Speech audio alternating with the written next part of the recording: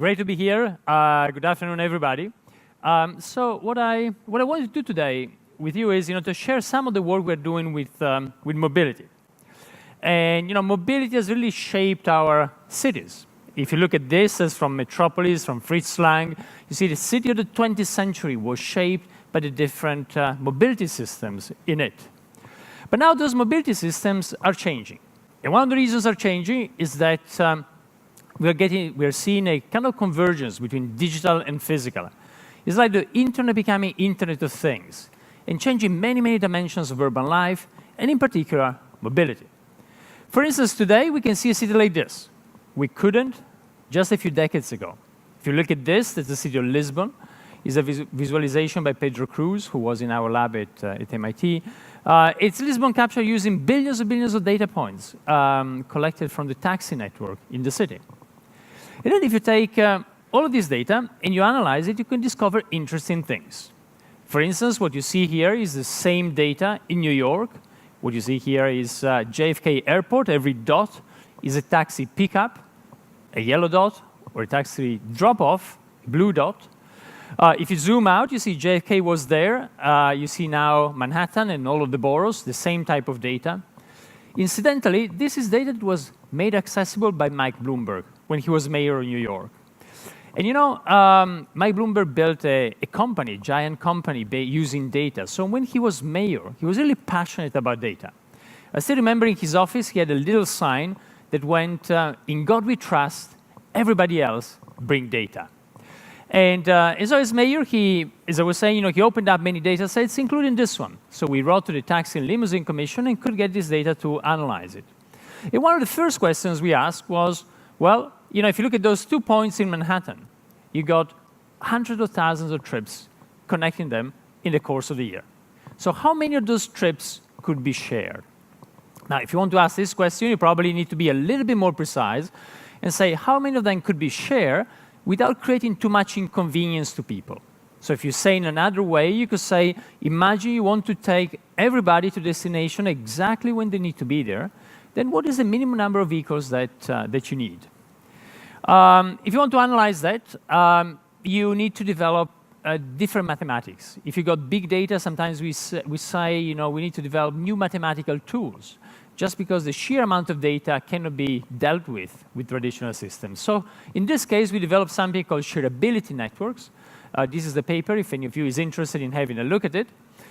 You can see these kind of shareability networks here. They tell you, how many trips could be shared, and then you run an optimization process on them. And what you discover is quite interesting, that actually in New York, you could take everybody to destination when they need to be there, give or take a couple of minutes, a small delta that you take into account, but actually with 40% less vehicles than what we have today.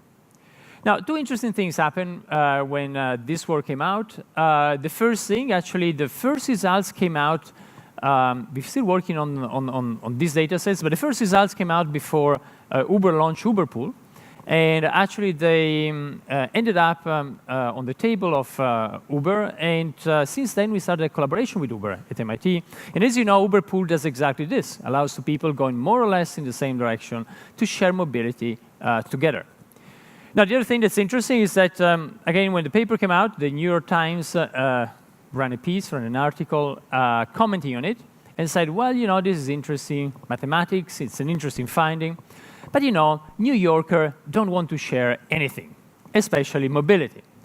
Well, it turns out that now that we got all of the data from Uber Pool, and we're working with Uber on the analysis, the analytics, Uber Pool has been a huge success. I believe in San Francisco today, over 50% of all trips happen by Uber Pool, which means two people going, as I was saying, more or less in the same direction, sharing mobility, which means one less car on the road, which is less energy consumption, less pollution, less congestion, and so on. So this is just a little sense of how data can help us to see a lot of things about the city and then to try to develop new systems. The same thing we saw in New York, you see here, it can happen in many other cities. There's a paper, it's a more recent paper we did by looking at global shareability networks. In this case, so you can see that the same principle applied to many cities, which means that you could develop similar services all over the world. Now, something else something else interesting is happening today with cities and mobility, which is what you see here. That's actually a map of all of the sensors you have in a car today. And in an average car today, you got thousands of sensors collecting information about every possible thing, about the environment, about the driver. Every time you touch the pedal, you change gear, all that information is being collected. And what you see here is a project where we started looking at this and seeing how this can also tell us something interesting about the city. But the most interesting thing is that if you add a few additional sensors, such as this one, that's a well-known sensor called LiDAR. What it does a three-dimensional scan of the city, similar to what the human eye does. So you see it here. Then you feed all that information in an artificial intelligence system, and the car drives itself. And when the car drives itself, then again things change a lot. Because when the car drives itself, it doesn't need to be parked anymore. You can use it in the morning to go to your office, and then somebody else in your family can use it, or anybody else in the city.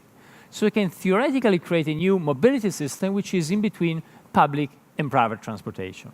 And actually, we got some new results that are going to come out quite soon, where we looked at a lot of data and tried to see, well, how much more efficient mobility could be in a city if you were to use a self-driving system, and there could be huge savings in terms of infrastructure and in terms of the number of cars you use. Of course, this is theoretical. If everything else stays the same, it will depend also on regulations and many other things, but potentially we could run much more efficient systems in our cities.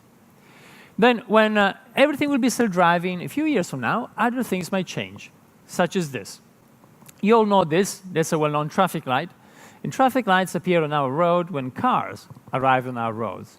But if you've got an intelligent system where every car knows where it is and where all the other cars are, then you don't need to stop anymore at an intersection. You can keep on going, just avoiding collisions, like this. Don't try it yet. I showed this in Naples, and they told me, so what's new here? I'm Italian, so I can make such jokes, but I got corroborating evidence from a former Italian minister, Minister Martino, who said that in Milan, traffic lights are instructions, in Rome, they're suggestions, in Naples, they are Christmas decorations. So again, if you look at the intersection is something that looks very, very simple, but in fact, you've got many different trajectories. You've got different frequencies of arrival. So again, some of the work we're doing today is looking at the intersection, trying to model it mathematically. What you see here, for instance, is some work we did in Singapore. To the left and to the right, you got the same intersection. Same amount of vehicles arriving to the intersection, same frequencies, but to the left, managing the intersection using the most sophisticated traffic light system we have today, and to the right, actually using a slot-based system, similar to what you have in airports. And look at the difference in terms of delay per car and cars waiting to the left and to the right. Now, the other interesting thing is that usually the intersection is the bottleneck, is where you've got two competing flows fighting for the same real estate. So if you can fix the intersection, then the benefits will trickle down across the entire city.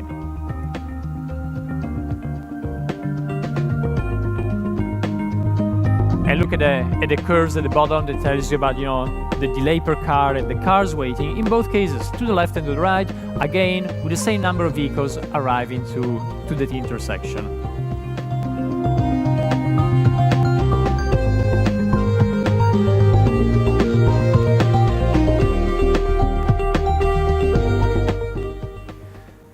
Now, I want to share with you other forms of mobility. So this was about self-driving cars. But of course, we can use the same technology in many other different contexts. And in this case, for instance, kind of a couple of years ago, we started working with the city of Amsterdam. And as you all know, the city of Amsterdam is a beautiful city. But in the city center, in the historical city center, there's not that many roads, but there's a lot of canals. So we started thinking about mobility in the city. And we said, well, what about self-driving boats? We call them rowboats. So what can you do with a rowboat? With a rowboat, you can use it in order to move people around, like you see here. You can use them to move goods around, as you see here, move people around, as you see here. You can use them also in order to sense the water quality, the air quality in the city, like a mobile sensing platform. But also think about them almost like floating pixels. So you have all these robots, and they can come together. And if you got a concert or an emergency or a special event, you can create a temporary infrastructure, like a temporary bridge or a temporary platform, which of course is nothing new, really. It's what the city of Venice has been doing for a long time. This is during the well-known Festa del Redentore, when all the gondolas come together to create a temporary bridge. But I think that's a really powerful thing about modern technologies, is what the great writer Paul Valéry once said, is about using new technologies and modern technologies to do the things we used to do, or things from the past. I'll show you briefly some of the work we've been doing over the past year and a half on the project. So you see we're developing these robots, these kind of drones with 4 engines. We try both orthogonal engines or small water jets like this. This one of the first models is 1:4. So it's much smaller than the final one. The final one will be 4 times bigger, that we're now testing in the canals in Amsterdam.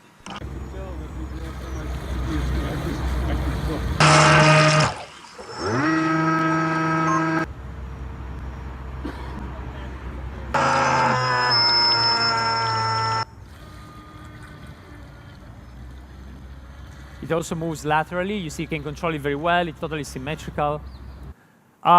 We told the mayor, even if the project is not successful, we'll open a toy company, because everybody seems to have so much fun playing with this on the canals. Beyond water, I also wanted to talk to you about air. And I'm sure you've seen a lot of pictures such as this one. This shows you amazing drones that people are developing for transportation. And I think they're very, very interesting machines. Compared to a helicopter, a machine such as this one is much easier to build, more reliable, much easier to control. That's a great advantage of drones versus previous helicopter-based machines. But at the same time, I don't think this is going to be the solution for urban mobility. And the reason is that, yes, technology can change many dimensions of mobility, but technology cannot change physics. And it cannot change physics means that in order to take some weight and put it up in the air, it can be our own body plus additional weight, then we need a lot of energy. And we need to move a lot of air downwards, and we generate a lot of noise. That's pure physics. And that's the reason why, if you think about cities such as Manhattan, for instance, you got a helipad in lower Manhattan, and out of that helipad, you got a few tens of flights every hour taking off. And still, with that number of flights, everybody complains. There's complaints all the time about the noise, about the disturbance, and so on and so forth. Let alone the fact that, unfortunately, sometimes it can happen also an accident, as it happened recently. So having a lot of weight up in the air can have. It also means that there's a lot of risk of accidents. Now, but this is just with tens of flights every hour. So if you wanted to actually solve or contribute to the mobility issues in Manhattan, you wouldn't need tens of flights every hour, but tens of thousands or hundreds of thousands. And so I believe that will never be possible in dense cities, really, because of all of what we say, just because of pure physics. But this could be very interesting for outside the city, could be interesting for the countryside, could also be interesting for places where there's less infrastructure.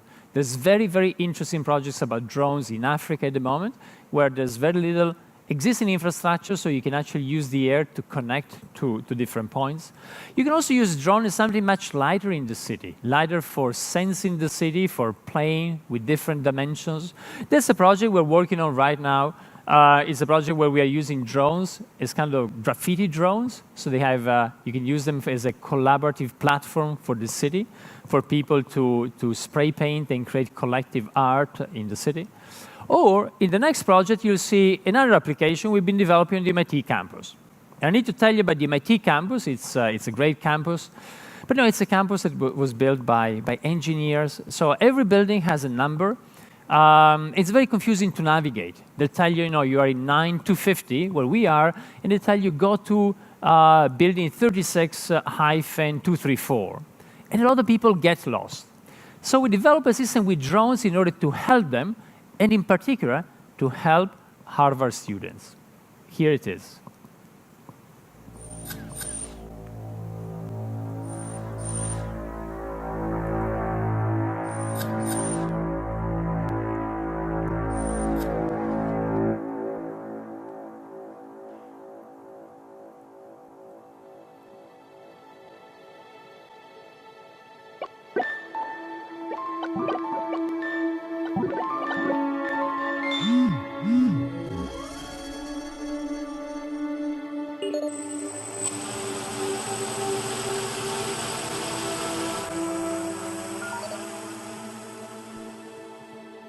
Welcome to MIT. Where would you like to go? Follow me, please.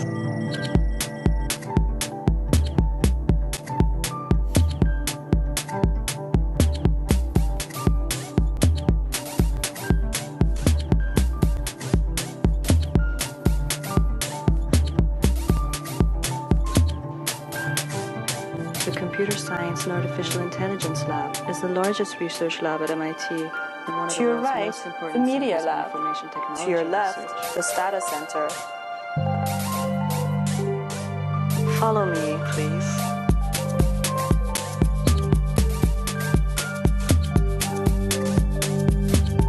Approaching your destination.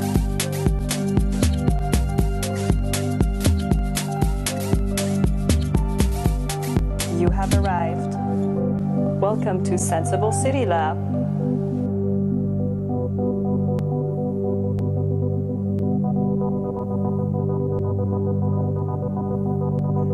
Goodbye.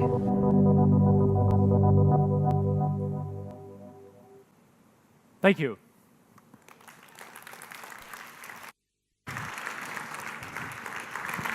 You then don't get to just walk away. No, I'm thinking, just shaking your hand. All this traffic moving around, it's not that impressive, you know. You come to Warsaw on a Friday afternoon, and that's what you get. It's like, it's normal. No, but seriously, actually, the thing that is fascinating about all this research is actually changing people's behaviors. Because, you know, when dockless bicycles showed up in Shanghai, I believe, there were 3 or 4 companies that began massive rollouts of dockless, shared bikes. And in short order, they started to have problems with vandalism and bikes being lost and piles of bicycles being left over here while there were none available where they were actually wanted. We're talking about behavior, actually more than technology, really. The technology is kind of the easy bit.